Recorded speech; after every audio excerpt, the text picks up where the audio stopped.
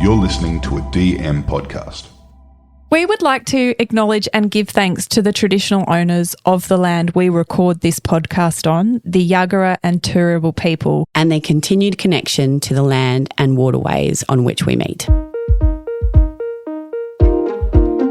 Hello and welcome to Sportish, where we're talking about life through the lens of sport. I'm Libby Trickett. And I'm Georgie Trickett. And Georgie, it has been quite the eventful week. Well, we are in like a cyclone zone at the moment in Brisbane. Yes, so we are based in Brisbane and shock to no one. For the first time in our lives, we are bracing for a cyclone. And look, guys, this does have a relevance to sport. Well, yes, we're starting with cyclones, but there's a few other things that will be impacted. It's bizarre, really. I've just come from doing some sport with some mates who some are from North Queensland. I'm from North Queensland. I've never been in one, but I was only there for 10 years. Yes, and I knew that you didn't have this knowledge in your back pocket. My tool pack. And so they sat down at the end of the class and they were like, right, you guys need to have water. One of our husbands has gone and bought a generator, and I just looked at them and was like, whoa, guys, you're really escalating. They're like, the power will be out for days if it crosses. And I was oh, this is quite real. Okay. So I have now just gone and purchased water, batteries. Tin foods. Some Spam. Do you remember chicken roll? No. Did you never have chicken roll as a kid? God knows what it was. That sounds like dog food. I can't believe we ate it. You ate it? Yeah, Mum used to put it on our sandwiches. What? I know. I mean, we need to talk about that with Candy. I mean, Mum was actually really on top of like not eating processed foods. It was when we went on like. It doesn't sound I feel good. like it came into the diet when we went to North Queensland and we were in like a camping situation, like every year that we did that. I feel like there's other options. Yeah, I don't think it was the greatest choice, but as kids we just thought it was amazing. Yeah, cool. Weird what you will eat as children, hungry children. Well, I mean, look, maybe that bodes well for us in Cyclone Alfred.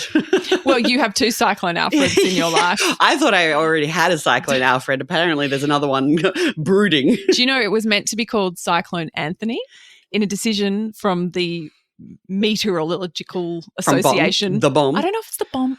I don't know who names the cyclones, but whoever is responsible for that said, we've got an election coming up.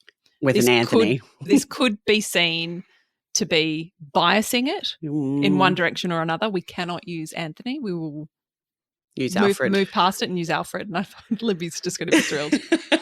I also thought, what a contrast that is with politics in Australia to politics in America, where we won't even name a cyclone because we don't want to look at like disturbing the process. Correct, exactly.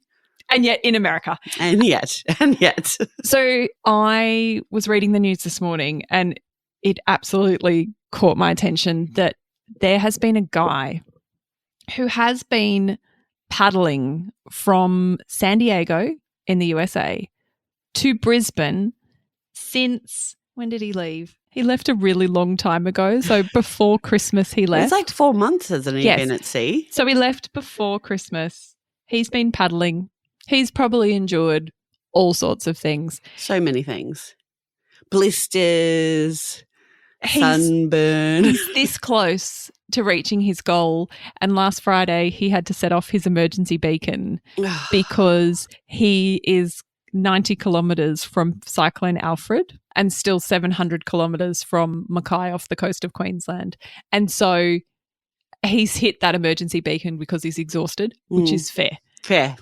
A whole Navy ship has had to go out to save this guy. Oh, my goodness. And because it's so close to Cyclone Alfred. Yeah, I imagine you've got to have big boats. Yeah, you don't want a little boat in that situation. You don't want a tinny. You want the biggest goddamn vessel. Biggest boy that there is. You can get.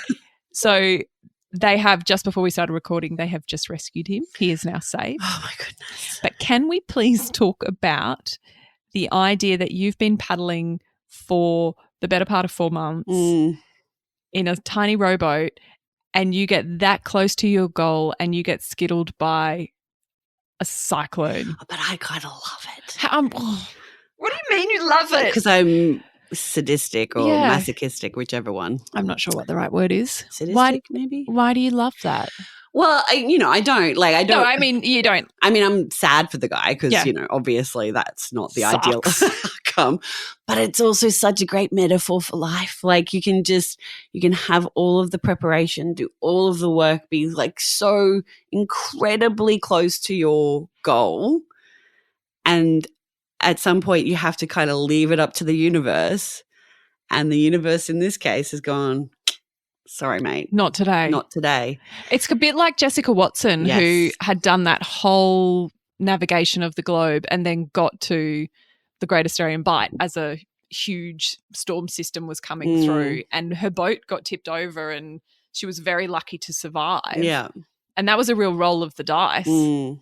And you just, again, look at it and go, she was so close to getting home. Yeah. Why did that come through at that time? I know. Fate. It's so interesting.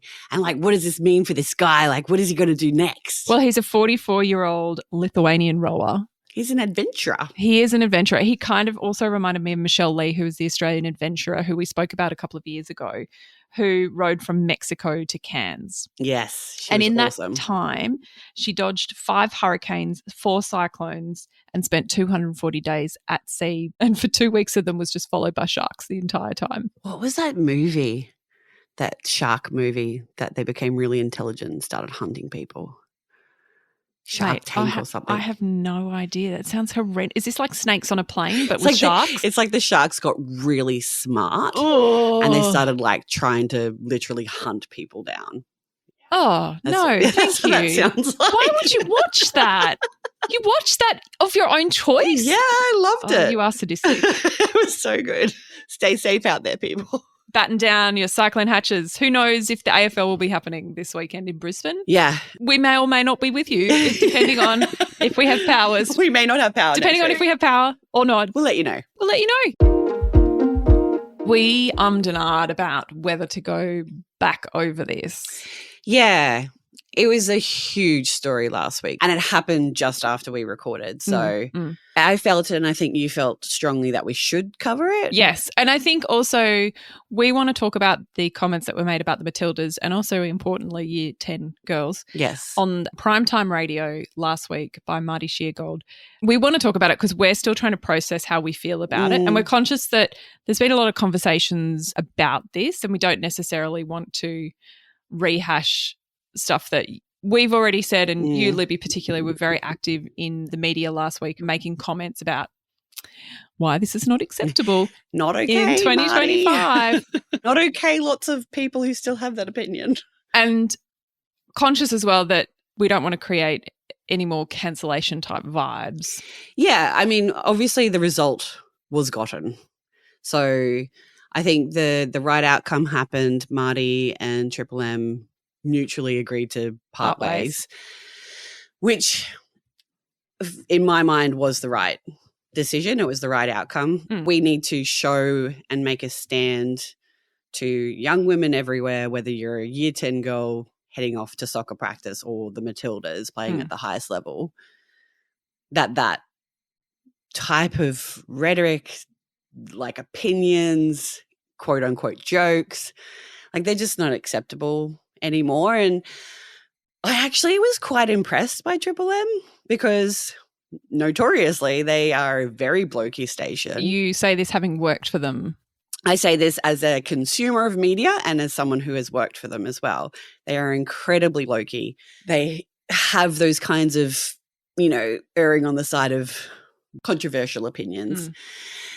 And so I was actually really impressed that they did make that stand. I think they were very heavily pressured to because I think they had thousands of complaints about the comments that Marty made. So I think the right outcome happened. And it was interesting for me because I've never really been properly part of like that kind of advocacy, I guess. Okay. Yep. So that was a really interesting experience for me because like I get approached semi-regularly about lots of different conversations that are happening, whether it's in sport or swimming specifically. And so I wasn't sure how I was going to navigate it because, like you said, we don't want to contribute to cancellation. But I did feel strongly that he needed to be called out. Yeah. And I felt strongly that maybe the ideal outcome would be him losing his job, which sounds terrible when you say it just like that. But I also was like, no, we need to call this shit out. It's more that you wanted to see a standard upheld and the consequences of that standard being upheld, followed through, and seen. I've seen a couple of comments and a few comments from people close to me who are like, oh, but I feel really bad for him. Yeah, but you can. You get, like, you're worried about his mental health. You're worried about him. I do think that's true. Yeah. Obviously, I am a mental health advocate. I am someone who speaks a lot about that sort of stuff as well. And my feeling is less about him and more about those young women who might walk away from sport because of these kinds of comments and this kind of views and perspective and opinions on women's sport. And so, yeah, it's one of those things, like, I don't wish a plague upon Marty's house now. Like, I hope he's taken care of. I hope he's okay. I hope he has a career and he's rethinks things and how he delivers jokes in the future. I mean, the best outcome here would be that he reflects on what's happened and becomes one of the greatest advocates for women's sport. Yes. I mean, that would be an incredible turnaround, but that would be an amazing outcome from this situation. And so that's where I hope it goes, though, right? Like, it could kind of go either way. He could either become a martyr and be like, oh, poor me, or if, as well, the broader society allow it, because if we don't allow him to change, then... Well, and I think we can all say that we have, unfortunately, people in our lives who would think about women's sport this way. I used to think about women's sport this way. It was ingrained in me. Yes. Nobody wanted to come see the women swimming. Well, so it was really interesting because as this was unfolding, we had quite different reactions. Yeah. Yours was like actual fury, somewhat linked to you White being... hot rage.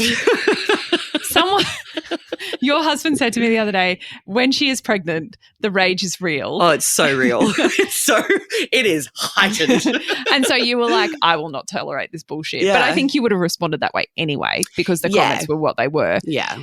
And interestingly, I was sort of observing my own reactions to this. I was like, yes, it's kind of always been the way it's been spoken about. And particularly as someone who played a lowly sport like softball in the 90s, I never heard anyone speak of my sport with any reverence or with any sort of acknowledgement of skills or capabilities. It was always totally degraded and put as secondary to other sports and men's sports. It was so fascinating seeing your reaction because you're like, eh. Well, yeah, and that's not to say that you're passionate about it. Yeah, and it's not to say that I didn't think they were abhorrent, and it disturbs me so much as someone who spends the bulk of my afternoons in the car driving children to and from sport, and we listen to the radio because, God damn it, sometimes you just can't listen to any more Taylor Swift as much as I love her. But like some days I'm like, let's just listen to the radio so that we can have some different music content. And I just could only imagine how it would be to have these comments unfolding in front of you on the radio and going, where is this oh no, this is totally inappropriate. And then I don't want to have to explain that to my kids and what that's about. It shocks me that that's the creep that we've had in commercial radio, that's allowed. Yes.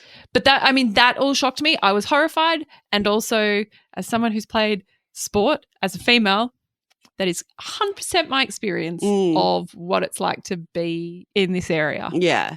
And I think that's what's interesting because on the level that we're both women who've played sport, I think both reactions are kind of valid. Totally. Because we're both so used to it.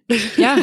I've totally normalized that. It still blows my mind that was allowed to go to air and that no one thought to hit the dump button. No one thought to hit the dump button. The other men just laughed along. Yeah, no one and I called think, him but I out. think with this context there that I'm really conscious of, there's a power imbalance in a studio. I totally agree. And I think it's really tricky as an employee to navigate that, just like Paul Liesel trying to navigate that as someone who is employed by Triple M. And so I totally agree. And I actually made that point a couple of times because I don't think I would have called co-hosts out 7 years ago when I was working with them. I don't think I would have. I think I probably would have been like, or gone quiet. Yes. And so I do understand that. And as a society, we need to be able to put things in place that says to those men who are, you know, I'm sure are fine people. Yeah. That you have to step up as well, because it's not just women who have to speak up about it. It's men. Because it's exhausting. Yeah. Like it's men. We need men to kind of come into those spaces and be like, oh, dude, what the hell? Yeah. And it was great to hear, I think, Gus Worland. Oh, he spoke beautifully. He really stood up and spoke about it and was a voice, a male voice in what was otherwise a very female-dominated space. And I do wonder if men sat back and went, oh, no one likes a man coming in and mansplaining something in those situations. I can understand if guys were like, I'm just going to stay back here so I'm not getting in the way and giving the women the voice. It's not just us who have to advocate for it. It is other good men out there. And there are so many good men. So many. We know Matt them. Shevington did a beautiful piece on Channel 7. Like, absolutely. There's lots of men who were standing up. But in those situations, we need to have men who are confident enough to go, hey, that's not cool. And I think, at the community level, we see it regularly. The men who coach the girls' netball teams, the men who are involved in girls' AFL, like there are so many men who are actively. But that's the thing. We have so many men everywhere in sport, not just men's sport, women's sport as well. So we actively need them. We're glad they're there. We are glad they're there. And I think the right outcome happened. But also, I hope we allow him space to change and not just label him as this. No, I think rehabilitation is something that we need to give everyone. And I would hope that if that's the path Marty wants to go down, he is allowed to go down that path. I would like to let everybody know, particularly for our listeners in Adelaide, you have what looks to be a fabulous little piece of culture colliding with sport coming to you via the Adelaide Fringe Festival. Ooh, this sounds fun. This is the coolest thing I've read all week. So there is a play happening at the Adelaide Fringe called Lady Macbeth Played Wing Defence. So the writer of the play put this together because she wanted to make Shakespeare more accessible, which is always something that the arts are trying to do. And she thought, what better way to do it than to pair it with highly played sport in Australia being netball. And so this is all about interpreting Lady Macbeth or Macbeth through sport. Brilliant. The music is more Charlie XCX as opposed to like a classic Chicago type musical. Love, yes. So you won't hear Les Les Mis, more like vibes of the radio. Dua Lipa. Yes. And it kind of reminded me of the way that you can use sport to deliver amazing messages. And it's so rarely That's what we say, life through the lens of sport. And, we didn't all, but we watched growing up Clueless. Yes. None of us would have actually known that was one of Shakespeare's works reinterpreted. What? Did you not know that? No. I'm pretty sure it's The Taming of the Shrew. Hang on. Let me Google really? This. Yep. Let me look up Clueless Shakespeare. Shut the front door. See, you didn't even know it. Oh, no. Oh. Got it wrong? What was it based on, Georgie? Emma. Oh, but that's still great. Jane Austen's Emma. Yeah, that's cool though. So obviously it was lost on me a little bit as a teenager. I thought it was Shakespearean. Much better, Jane Austen. But it was Emma. Yeah. And I did love Emma. I obviously didn't love it enough to make the connection between Clueless and Emma. But yeah, what a cool little thing. If you're in Adelaide. Just a side note, how good was Pride and Prejudice and Mr. Darcy? Oh, so we watched that endlessly. Yeah. Like you just go and get that out from the video store, which I had to explain to my kids what the video store was the other day. Just have that little box set and roll it out. It was fabulous. Divine. If you're in Adelaide, go and see it. Yes. Also made me think to ask, if you played netball, what position would you play? Oh, What is your positional energy when it comes to netball? centre. Of course. But that's why I quit, because I wasn't good enough. You were terrible, but you were like, I will be centre. And I have I none of must be centre. But I have none of the skills for no centre. skills to back it up. But I am centre, Georgie. I'm sort of offended because I did play wing defence, and I don't like that it's being attributed to Lady Macbeth because she's not particularly an aspirational character. Oh. But what would you prefer it? Goal defence? What is the most looked down on position? wing defence. It is. Yeah. So not only did I play softball, I played wing defence. Oh, no, I am like Georgie. the bottom of the rung community sport player. That is so funny. You were like Olympic golden girl. Even though I had no skills, I was centre. And you were like, I will be centre. Give me the ball. Oh, I am God. not good with it, You're but a give it psycho, to me. honest to God. I also need to update you that we have a new driver in F1 Academy. So F1 Academy is the women's version of F1, and it's this whole movement to get more women and girls racing. Headed up by Susie Wolf, who Our queen. Our icon, our queen. So Susie Wolf is leading this, and there's an Aussie who's been put into the ring, Libby. I'm going to attempt her name, and I apologise in advance if we get this wrong, but it's Ava Anagnostodiadis. Oh, that was well done. Thank you. I What tried. a beautiful name. Oh, incredible. And she's 17. So she's 17. She's 17. Libby, she still has her L plates. Yes, she does. So That's awesome. We spoke the other day about Kimi Antonelli, who only just passed his driver's test before he stepped into his first F1 Which race. I kind of felt like was a requirement, maybe.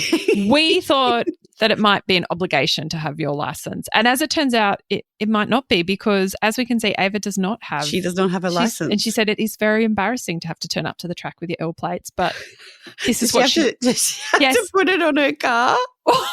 on the F1 car. How good would that be? Well, also not fair. but- Also, that would create some wind resistance, so not ideal. No, you couldn't do that. But the irony was not lost on me that once again we have another elite driver who still cannot drive on So good. main roads here in Australia. But well done, Ava. That is such an amazing achievement. Yes, and I also want to shout out, we have a little midweek Hall of Fame that I got on the DMs this week. Oh, just a reminder, midweek Hall of Fames. If Send you them have in. one, send it in. The year is back, people, and we would love to hear I from forgot you. about it, but that's I great know that, you you know, did. the DMs didn't. The DMs didn't. So a mum in Brisbane sent a beautiful picture of her daughter in front of Kaylee McEwen, Kaylee McEwen, we love. who's got her arm up in the air cheering. And she said she didn't win, but she had the best time at the Brisbane Junior Meets, had the biggest smile when she finished her race, did a PB and said, Mum, I'm so proud of myself. Yes, because that's what we want. So well done to Emily for her work at Brisbane Metros. We know that lots of kids were doing swimming meets over the weekend. Yes. We're sure they tried very hard. There'll be highs and lows that come of it, but so brilliant to see them all out at Chandler in that very sweaty, chlorinated So sweaty. air, which we'll So have to hot. go and sit in next week. Next week. Can't wait. It'll be fun. Just so excited about if My swollen body is just welcoming it. the cyclone could actually see this. Like, Oh, we might not have to go to a swimming meet at Chandler, Libby. yeah, that might be good.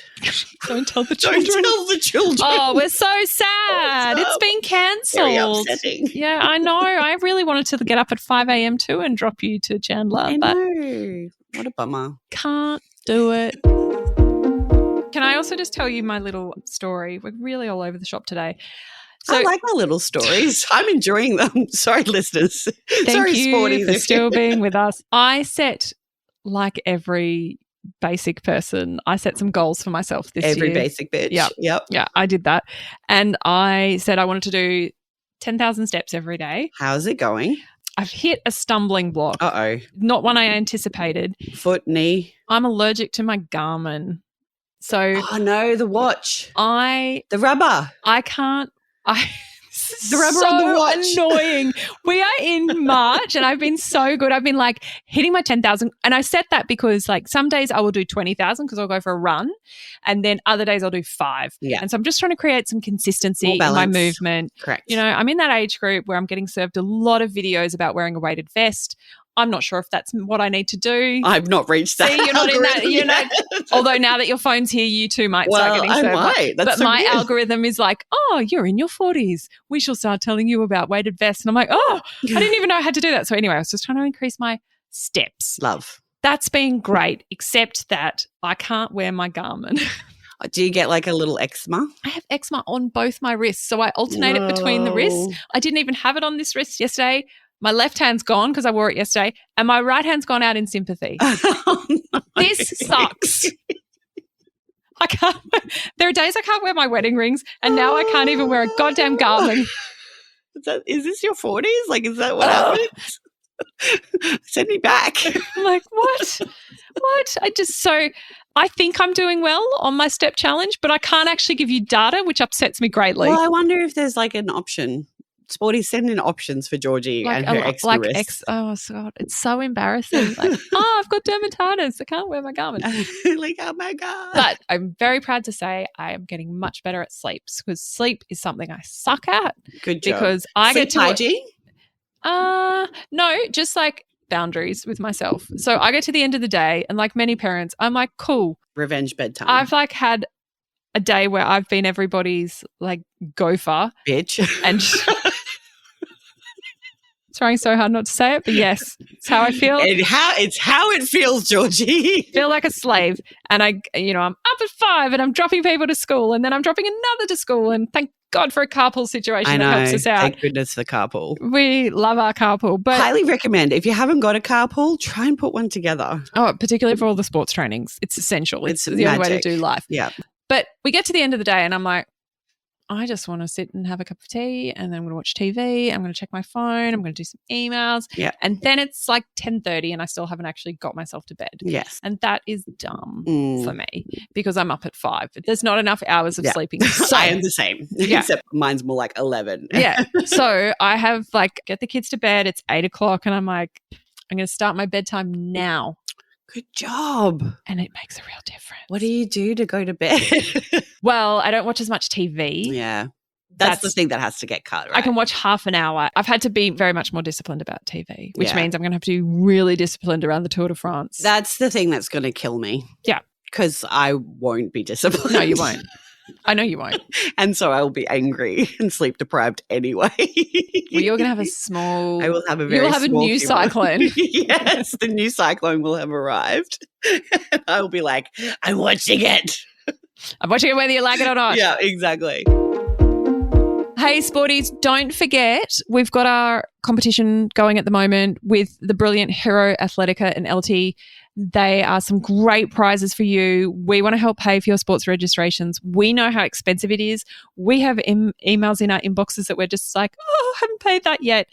We want to help you. If you've already paid them, that is totally fine. We're saying just giving you the money. We're giving you the money, honey. We just want to say to you, please make sure it goes towards sport because that's what it's all about. That's for what us. we're all about. Yeah. 2 $300 vouchers for sports registrations, $250 to spend on at Hero Athletica, which has the most sublime soccer gear for girls, and a $75 gift voucher for LT, which is all about making period wear and making things like swimming and gymnastics and activity more accessible for girls. More comfortable. Yeah, imagine that. So make sure you get on our Instagram, check it out. It's a pin post. You can do it, guys. Nice and easy. Just put your name in, you put your 2 mates in. At Being Sportish. That's us. That's us. That's us. That's it. That's all. That's all. That's it for today. Have a lovely week. Stay safe, Brisbane or Southeast Queensland. Good luck, Southeast Queensland. Yes. Sunshine Coast, Gold Coast.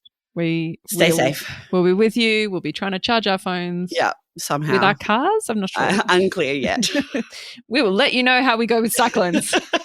Bye. Bye.